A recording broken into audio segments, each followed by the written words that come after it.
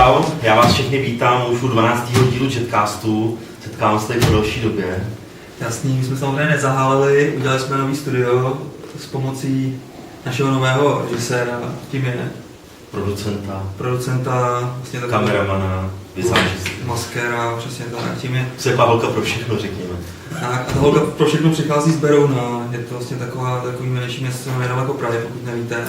Je to Patrik Semmelbauer, alias Pátry, producent hiphopovej, takže kdo posloucháte hiphop, tak určitě jste ho zaregistrovali. A vedle toho samozřejmě bývalý, nebo možná současný závodník a kaskadér, ano, kaskadér.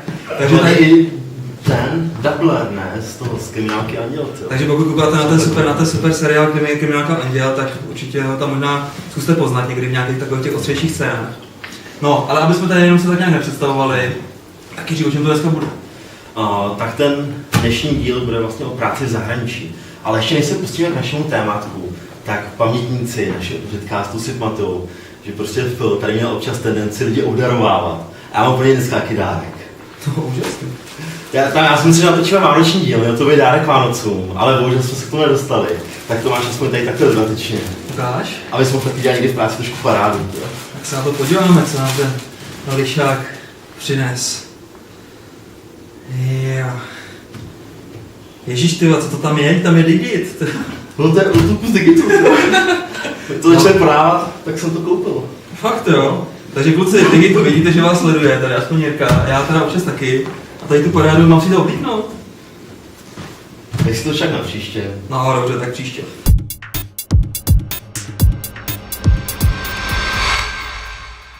Tak jo, tak pojďme se vrátit zpět k našemu tématku, čímž je vlastně práce v zahraničí.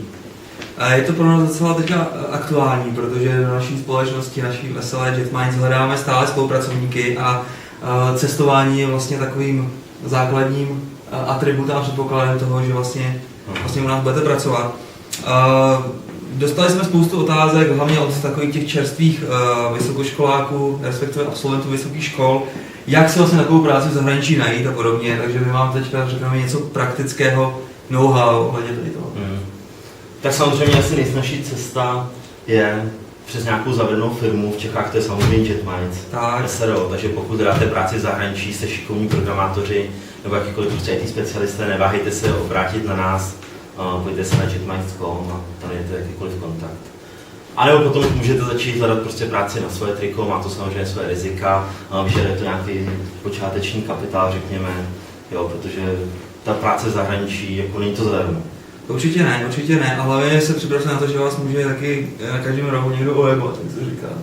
No, já myslím, že tady s tím máme, nebo aspoň mám už nějaké zkušenosti, ale k tomu možná později. No. Ne, tam je důležité si uvědomit to, že jakmile chcete pracovat v zahraničí, tak co to obnáší. Jednak tam musíte cestovat, jo.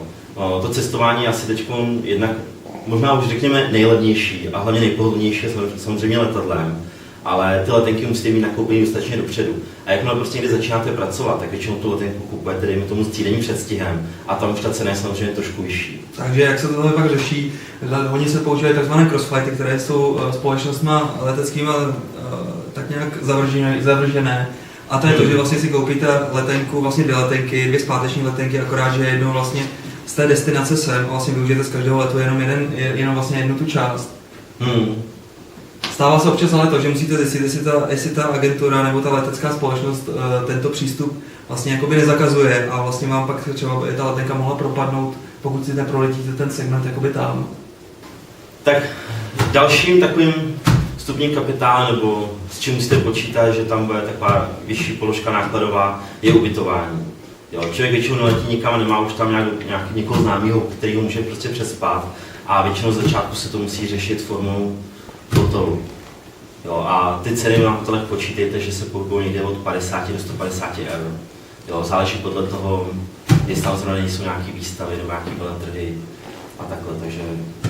Ale docela dobrý je takhle třeba čeknout taky svoji třeba síť ve Facebooku, když zrovna někdo tam třeba bydlí v tom městě, tak s ním třeba domluvit, že jo, a podobně. Nebo my takhle třeba, co děláme jakoby pro naše kluky, je to, že vlastně máme takovou maringotku, když vlastně víc dělá na jednom místě, tak vlastně tu maringotku zaparkujeme přímo před officem a tam prostě třeba jich jako 5 bydlí a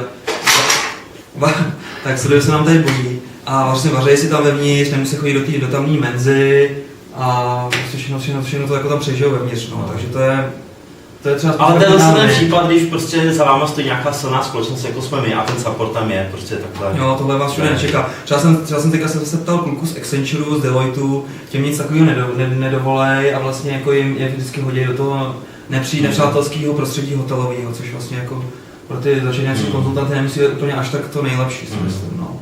To no. Jako potom samozřejmě levnější alternativa než hotel je najít si tam podnájem, jo. Ale ten podnájem zase má to své úskalí. Jednak tam je nějaká počáteční kauce, která je prostě ve výši měsíčního nájmu, což třeba v Düsseldorfu byla jen částka někde okolo 600 €. Jo, takže to musíte počítat s tím, že tam je vlastně jako na začátku musíte zaplatit první nájem, musíte zaplatit nějakou vratnou kauci a musíte třeba podepsat smlouvu na 1 rok. A to ne vždycky je zase výhodný, že jo? Protože málo kdy člověk dostane kontrakt na celý rok. Většinou ty kontrakty jsou třeba 2 na 3 měsíce a postupně se to prodlužuje. Takže vidíte, že prostě to už máme letenku, ubytování. Teď nějaký jídlo, že jo, pokud prostě jako vy tam potřebujete nějak přežít, tak počítejte na den, tak já nevím kolik, tak asi těch 500 €, tak počítejte, protože to máte vlastně laníže, že jo, kaviár a podobné záležitosti. A to, jako konzultanti nemůžete se stravovat prostě nějaký menze nebo nějaký toasty nebo podobné záležitosti. Takže ta... A tak zase já si pamatuju jednoho konzultanta, který tam prostě nakoupil půl kila vlašáku, asi 10 houstek, tam takhle rozvalil ten svůj notebook a taky tam takhle vyšel.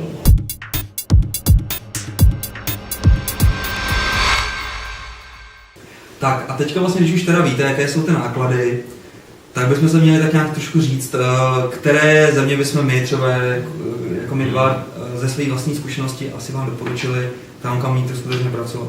Takže takových asi nejvíc brigád, byl to takový velký boom, nebo brigád, prácí vlastně v zahraničí, byl vlastně v Irsku, kde jsme teda z okolností ani tam se nedostali, nebo ani jsme tam nechtěli moc jako lítat, protože to tak bylo... hlavně Irsko byla taková země, kde ne zrovna dobře platili. Teda. No, to je pravda. Takže Irsko i teďka vlastně je před bankrotem, že jo, před krachem, tak před státním, tak asi tam bychom to mohli doporučovali. Ale co bychom naopak doporučili, Jiří, tvoje hvězda? Ty hlavně se nejistý do Finsku. No, takže to máme úplně stejný. Finsko skutečně nádherná země. Pokud se vám podaří a poštěstí navíc ten čas trávit třeba v Helsinkách, kde to máte vlastně blízko všude, máte to blízko do Ruska, máte to blízko do Estonska, celkem se mi to dolet 2 hodiny a k tomu vlastně ta perfektní lokace, že prostě jste na moře, jste vlastně na pobřeží a čerstvý vzduch, všechno. Krásně čistý město. Krásní lidé. Ne, tam opravdu jako při výběru té země asi důležité se jako rozhodnout, co je pro vás priorita. Jestli to prostředí, pak třeba určitě fakt bych doporučil prostě to Finsko nebo obecně Skandinávii, protože tam je to nádherný a hlavně tam být spíš přes to letní období. Jo, ty zimy tam jsou takový pochmurný a mají své kouzlo, Jako nebylo to špatný. No, pak další. No a vrátím se ještě tam k tomu dilematu, pokud pro vás není tak důležité jako to prostředí, ale třeba spíš jako dostupnost, tak bych spíš volil nějaké město, kam je prostě přímý let a máte tam dobrý spojení z letiště. Jo, tady to mi třeba přišlo úplně ideální práce v Düsseldorfu, kde prostě opravdu od dveří ke dveřím, jakoby do kanceláře. To bylo nějakých 2,5 hodiny, jako tam se dalo opravdu cestovat velice komfortně, protože tam byl přímý let z Prahy do Düsseldorfu a z letiště to bylo do kanceláře, já nevím, asi 15 minut chůze. Byla to moc krásná procházka.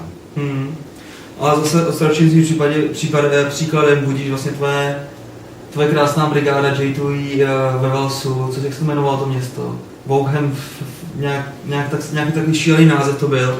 A jak to jsem cestoval 10 hodin čistého času? Ne.